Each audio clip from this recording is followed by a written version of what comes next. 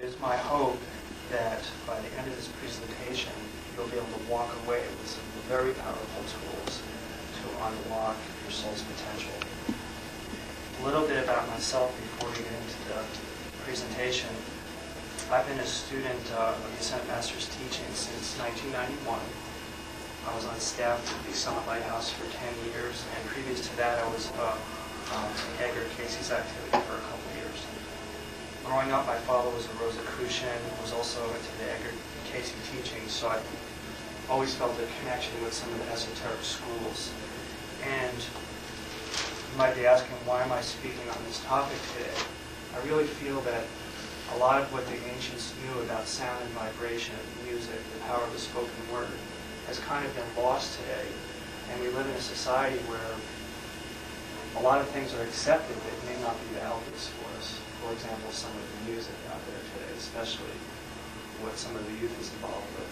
So from my own experience, and then also looking back, studying this topic, you'll see how sound and vibration actually affects our physical body, and it affects us at other levels too.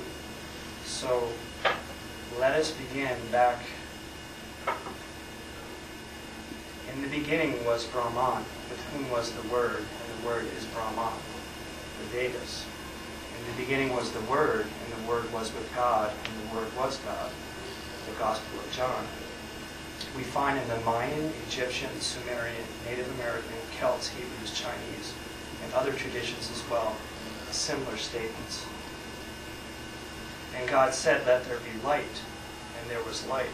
So we have a key right there. When the universe was created, God just didn't think, "Let there be light." It was actually a creative force that was unleashed through the spoken word. And so that original mantra, "Let there be light," that's something that we could also say to invoke light into our life, into any situation where we feel we need God's energy and protection. So let us give, without any hesitation, let us give 3 times, "Let there be light," to invoke God's light and energy into this room. 3 times together.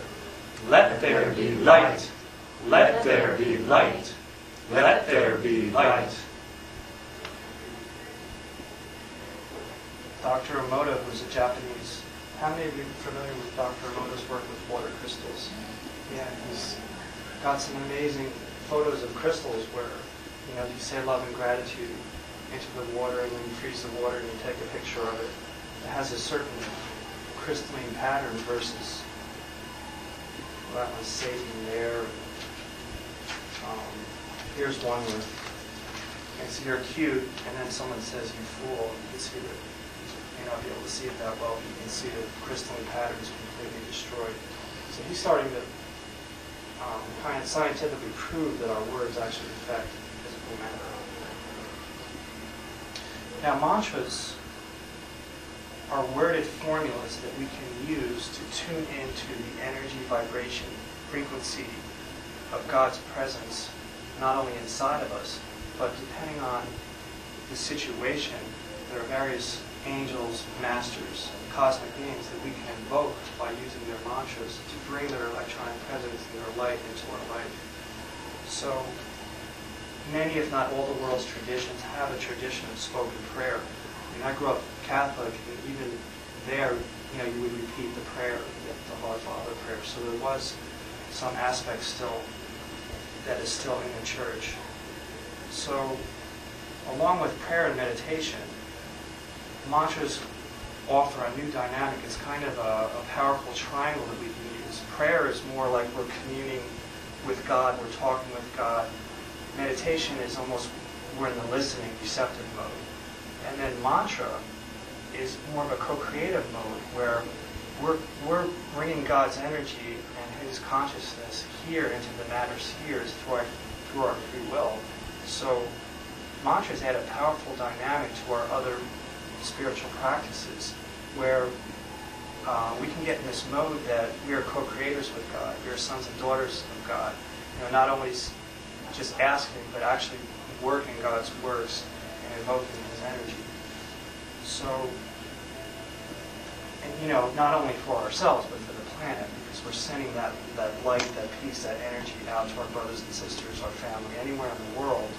We can use the power of spoken prayer into any situation. So it's another level of dynamics that, in addition to prayer and meditation. The Indian metaphysicians, the quantum physicists, are actually starting to prove what a lot of the esoteric adepts have known, that the physical, so-called physical universe is actually just sound and vibration. And so when we bring in vibration from the higher realms into this realm, it actually has an effect on the so-called matter planes. So I just want to bring this up to let you know that there's actually scientific, through quantum physics, we're starting to understand how sound and vibration works. So it's beyond just a doctrine or a dogma or someone's philosophy. It's actually science and religion are starting to come together. Dr. Benson at Harvard has done studies with mantras, how it boosts our immune system, it releases endorphins, the health benefits. He's done studies also with meditation and prayer, cancer patients, and so forth.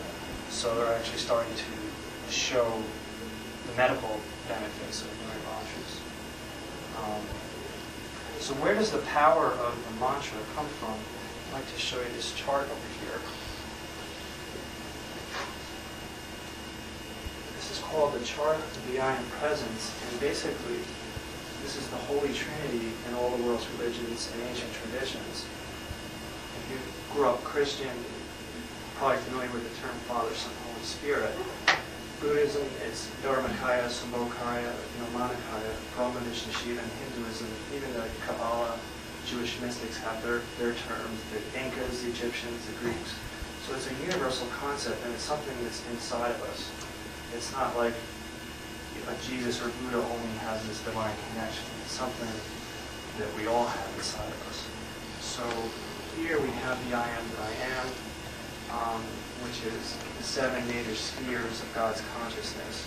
And I'll just briefly go through these to give you an idea. The blue is God's power, faith, goodwill, protection. Green is healing, science, music. The purple is service, peace, administration.